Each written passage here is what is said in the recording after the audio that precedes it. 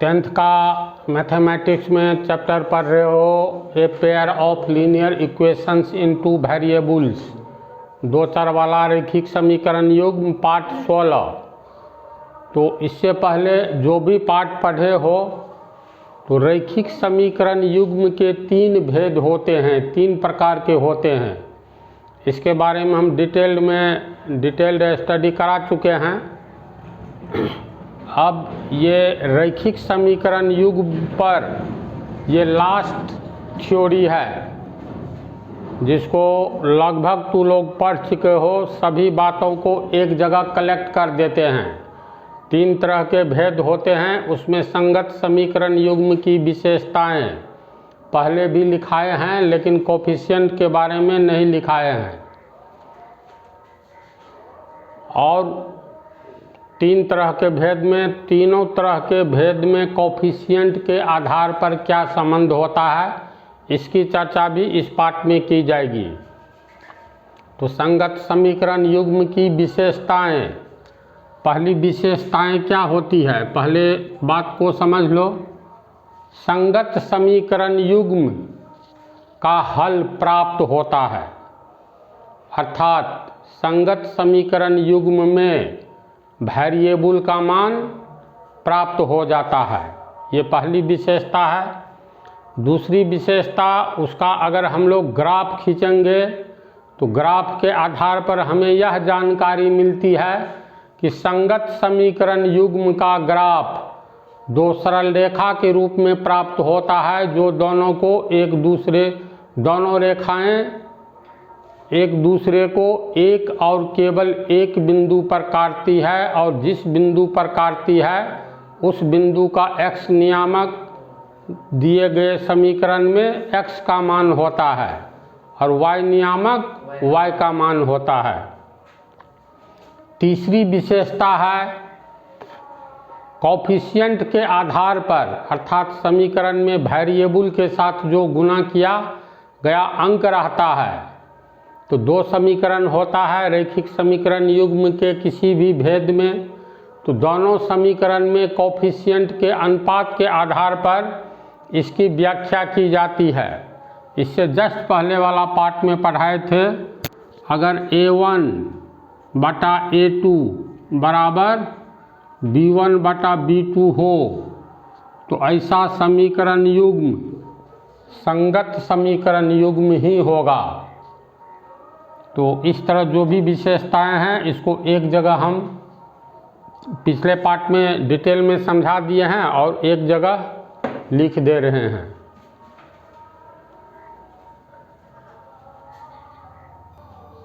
चलो तू लोग अब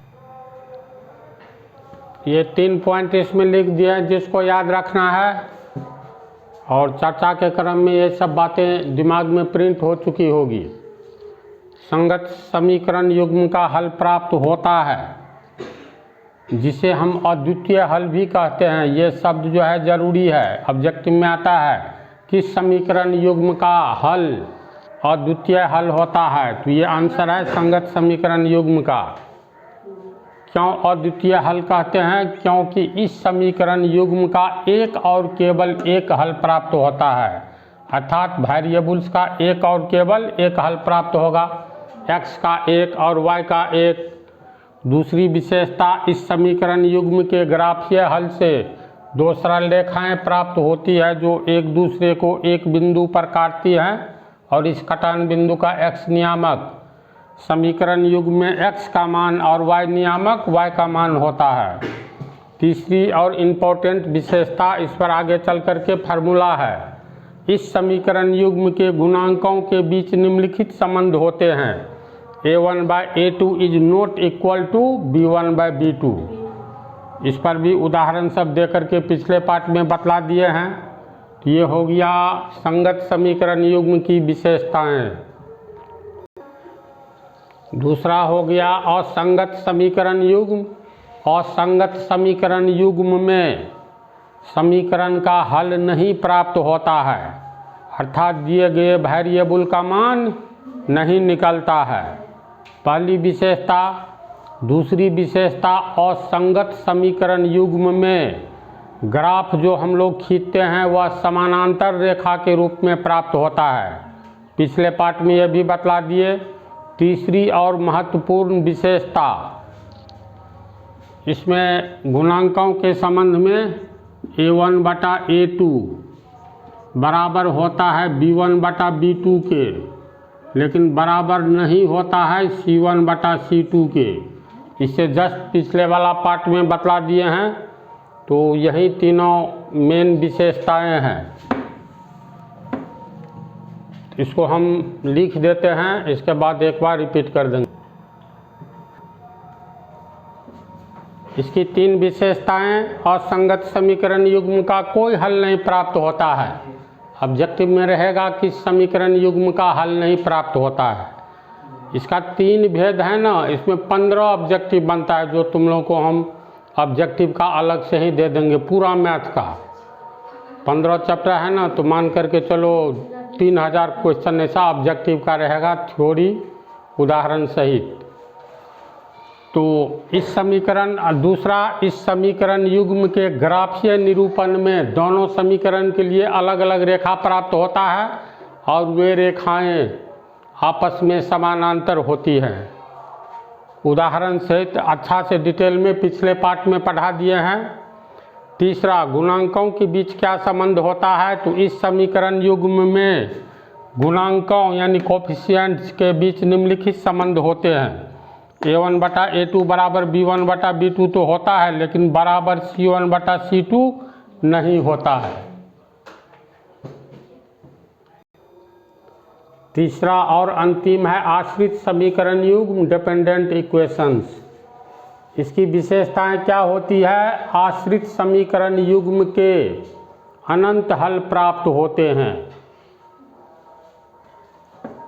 दूसरी विशेषता, ग्राफीय निरूपण कैसा होता है, तो समपाती रेखा के रूप में प्राप्त होता है। और गुणांकों के बीच क्या संबंध होता है, तो A1 बटा A2 बराबर B1 बटा B2 बराबर C1 बटा C2। ये जो गुणांक के बारे में बोल रहे हैं, तू लोग आगे पढ़ोगे। ये जैसे किसी भी इक्वेशन को हल करते हो तो लुप्तीकरण विधि, प्रतिस्थापन विधि और ये गुणांक के द्वारा एक सूत्र दिखलाएंगे साबित करके, एक नया विधि पैदा होगा जिसे कहेंगे वज्र गुणन विधि। समझा? तो ये तीन विशेषताएं होती है। इसको लिख देते हैं, उतार लो। इसकी तीन विशेषता। पहली विशेषता, इस समीकरण युग्म के अनंत हल प्राप्त होते हैं, अर्थात वेरिएबल कोई भी हो, वेरिएबल्स के अनंत मान प्राप्त होते हैं। पिछले पार्ट में ये दोनों तीनों बहुत डिटेल में है, इसको देख लेना एक बार फिर। इसका ग्राफीय निरूपण करने पर हमें समपाती रेखा प्राप्त होता है। ये तीनों एक तरह से ऑब्जेक्टिव ही है। देगा तुमको ऑब्जेक्टिव में किस समीकरण युग्म के अनंत हल प्राप्त होते हैं, तो विकल्प में 3 ठो दिया, 4 ठो दिया रहेगा, तो आश्रित समीकरण युग्म। फिर देगा किस समीकरण युग्म का ग्राफीय निरूपण समपाती रेखा के रूप में प्राप्त होता है, तो इसका भी आंसर हो गया आश्रित समीकरण युग्म। इस समीकरण युग्म के गुणांकों में निम्नलिखित संबंध होते हैं। A1 बटा A2 बराबर B1 बटा B2 बराबर C1 बटा C2। तो ये देगा जो किस समीकरण युग्म में के गुणांकों में निम्नलिखित संबंध होते हैं, ये दे देगा, तब विकल्प में देगा। इसीलिए 3-3 पॉइंट लिखाए हैं, तो 9 पॉइंट तीनों समीकरण में 9 ऑब्जेक्टिव हो गया। समझ गया ना?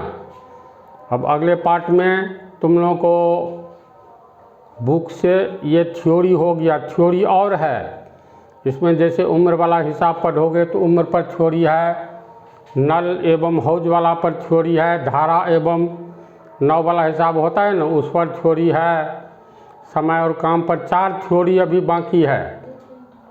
हिसाब बनाते जाएंगे, जहाँ जो थ्योरी आएगा उसको बतलाते हुए चलेंगे।